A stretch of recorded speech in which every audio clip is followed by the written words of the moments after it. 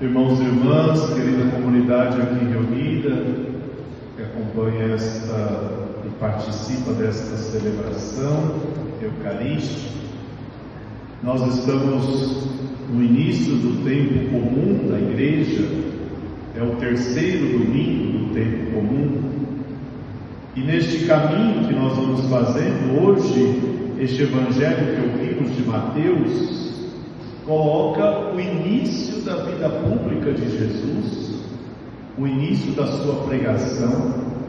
Se olharmos os textos do Evangelho, depois que Jesus foi tentado no deserto, depois do batismo de João, aqui é o início da sua pregação. E o texto de Mateus, o Evangelho de Mateus, que foi escrito de modo especial para a comunidade judaica, para a comunidade daqueles que conheciam a Sagrada Escritura, o Antigo Testamento, viviam a lei, esperavam o Messias.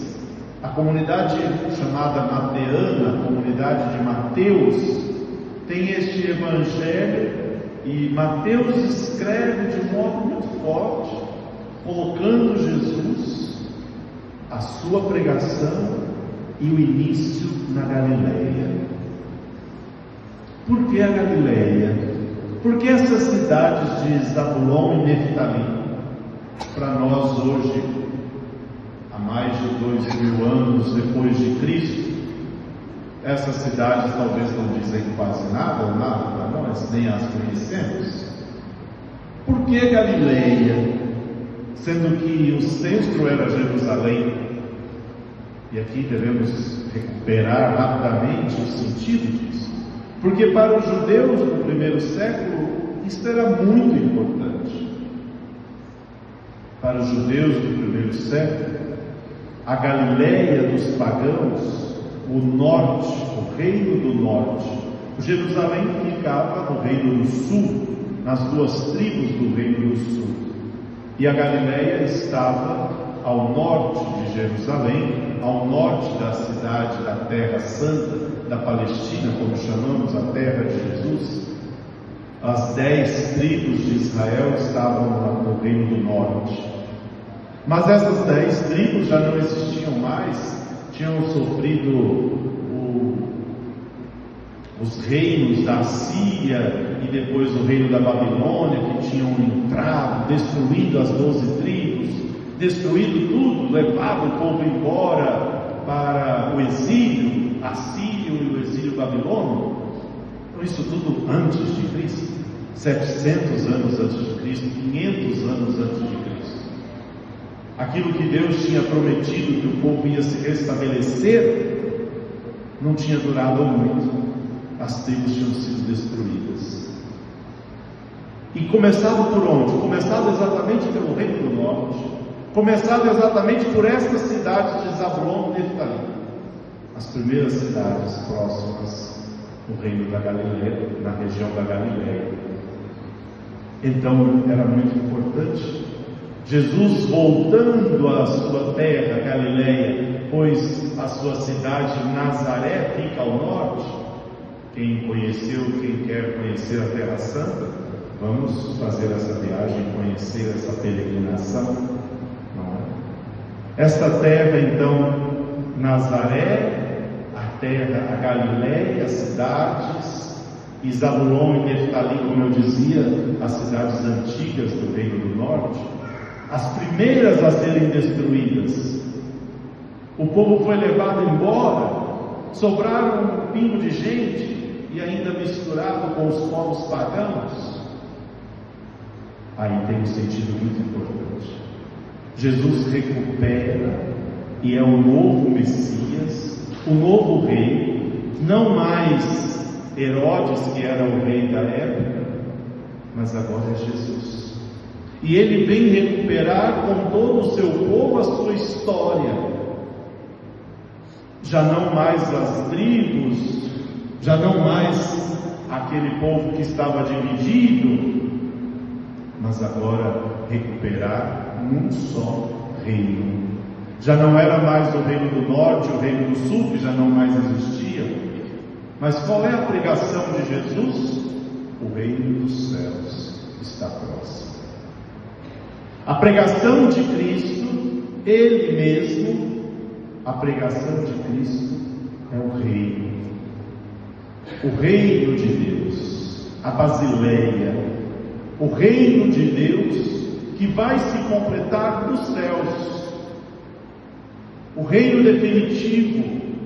Mas para chegarmos ao reino definitivo, nós caminhamos aqui e vamos construindo também o nosso dia a dia num percurso de descobrir quem é Cristo em nossa vida. A primeira leitura do profeta Isaías é esta exatamente profecia: terra de Zabulon, terra de Neftali, além Jordão, Galileia dos pagãos. O povo que andava na escuridão viu uma grande luz. Qual é esta luz? Esta luz que nós vimos nascer no Natal. Essa luz que brilhou na noite de Natal, e para quem estava celebrando o Natal, se recorda desta leitura: o povo que andava na escuridão viu uma grande luz. Que luz é essa? Uma luz tênue, uma luz que irradia e expulsa toda o breu, a escuridão, as trevas. Uma luz que ajuda a comunidade a caminhar. E nós cantamos isso tão bonito com o salmista no Salmo 27: o Senhor é minha luz e salvação. De quem eu terei medo se eu tenho o Senhor diante de mim? De quem eu terei medo se é o Senhor que mostra o meu caminho? A comunidade então relê toda esta palavra e diz: é Jesus que caminha conosco, é Ele que nos chama a segui-lo. É o Senhor que é a luz, o Senhor é a proteção da minha vida. E é isso que o salmista vai nos ensinando a cantar: o Senhor é minha luz e salvação, o Senhor é a proteção da minha vida. E o Senhor nos chama a fazer um caminho com Ele. O texto do Evangelho de Mateus, então, essa segunda parte do texto, Jesus caminhando na Galileia, passa perto do mar da Galileia, do Rio Jordão, e chama os seus primeiros discípulos, Pedro e André, que estavam pescando. Deixam tudo e seguem a Jesus. Depois, mais adiante, Tiago e João, filhos de Zebedeu, estavam consertando as redes. Eles deixaram a rede, o pai, o serviço e seguiram a Jesus. Seguiram porque viram que em Jesus brilha uma luz diferente. Esse é o caminho. Esse é o caminho para cada um de nós. Por isso, ao início do ano novo e deste ano litúrgico, que nós vamos fazer um caminho com Jesus durante cada domingo também, lendo o Evangelho de Mateus nos domingos comuns. O que é seguir a Jesus? O que Jesus me pede? Seguir a Jesus, e Jesus formou então um pequeno grupo chamado 12 apóstolos, que no grupo, no tempo de Jesus, ficaram chamados, conhecidos como os 12, o grupo dos 12. Por que 12? Para recuperar a profecia das 12 tribos que tinha sido destruída. Então Jesus veio dar o pleno cumprimento da palavra de Deus. É o Messias que vem, e ele recupera, chama os 12 e os coloca num programa de seguimento. E Jesus dá aos 12 autoridade. Algo de Jesus está com os 12. Algo de Jesus permanece na sua igreja hoje, pois Jesus distribui os seus dons àqueles a quem Ele chama e àqueles a quem Ele ordena, a quem Ele consagra. O final do texto é: Jesus ensinava, pregava o Evangelho, curava todo tipo de doença e enfermidade. Se podemos assim resumir, aqui é a dinâmica do caminho de Jesus. Aqui é a dinâmica do caminho dos 12. É o caminho que a igreja faz ainda hoje, daqueles que são chamados a caminhar, a estar com o povo, a evangelizar, a pregar o evangelho, a formar um só reino. E Paulo diz isso na segunda leitura, para concluir a reflexão: não mais um reino dividido.